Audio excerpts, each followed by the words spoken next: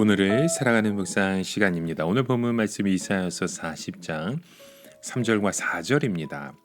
외치는 자의 소리여 가로되 너희는 광야에서 여호와의 길을 예비하라. 사막에서 우리 하나님의 대로를 평탄케 하라.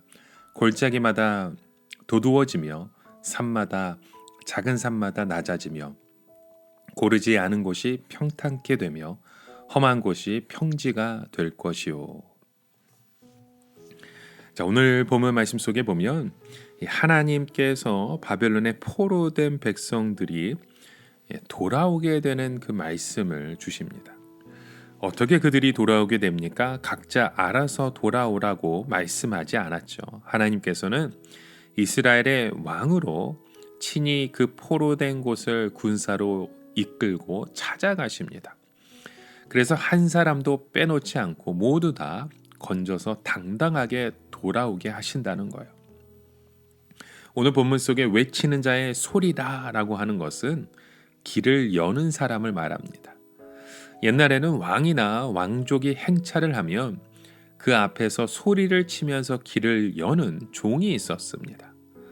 우리나라 조선시대에 보면 물러거라, 어느 나라 어느 대왕이 행차한다라고 외치면 사람들이 모두 엎드려서 절하면서 왕이나 왕족의 행차가 지나갈 수 있도록 비켜 서야만 했던 것이죠. 요즘으로 보면 대통령의 경호실과 같은 것입니다.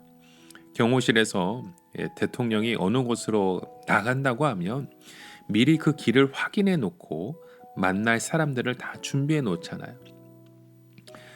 오늘 본문에 보면 그 외치는 자의 소리가 거리에 있는 것이 아니고 광야에 있는 것을 보게 됩니다. 무슨 말씀입니까?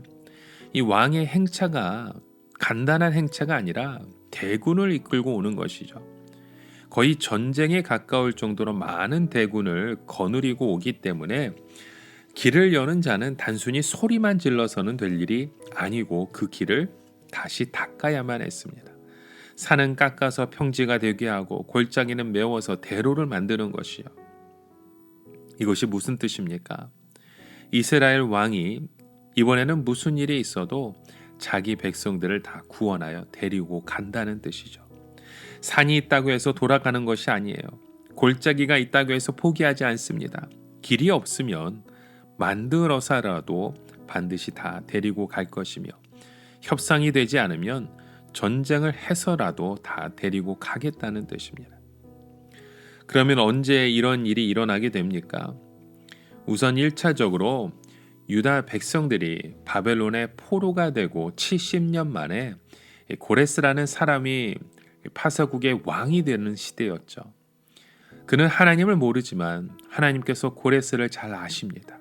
왜냐하면 그가 태어나기 150년 전에 이미 이사야를 통해서 고레스라는 사람이 왕이 될 것을 그리고 유다 백성들을 돌아오게 할 것을 예언하셨기 때문이죠.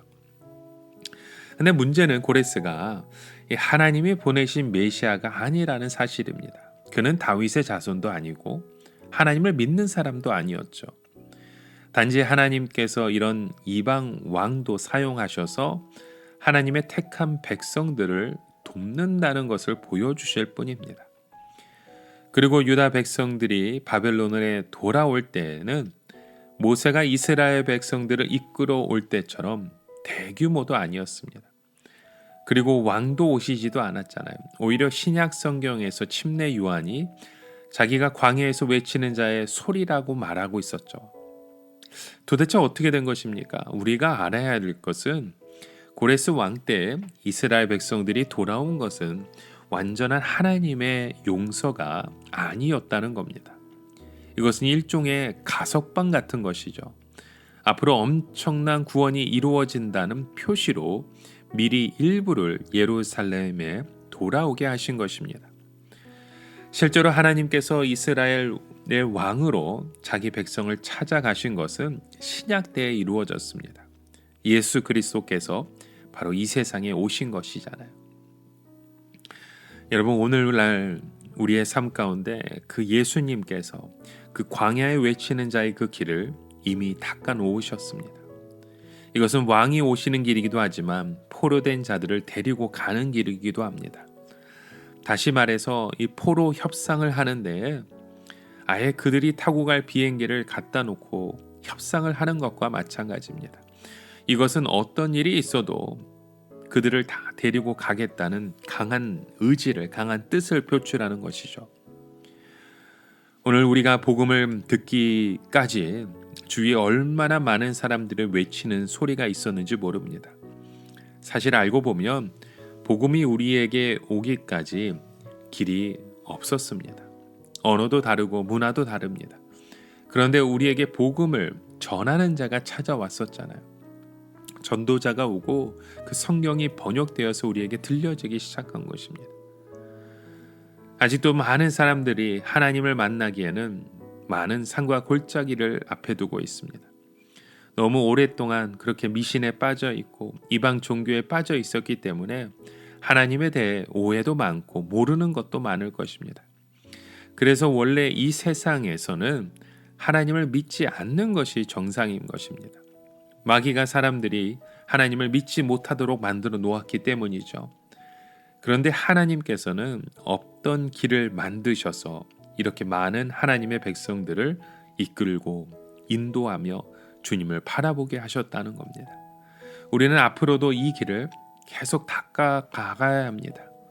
그리하여 모든 사람들의 마음속에 하나님께로 나아가는 그 대로가 열리는 놀라운 은혜의 통로가 바로 오늘 우리의 삶을 통해서 이루어지게 되길 주님의 이름으로 간절히 축원합니다. 우리 함께 같이 기도합니다. 하나님, 우리의 삶 가운데 그 복음이 들리지 않아 때로는 우울하고 침체되어 있는 우리의 모습이 있습니다.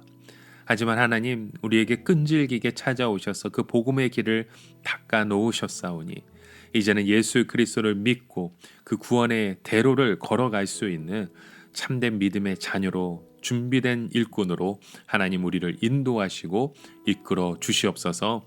예수님의 이름으로 간절히 기도드립니다. 아멘.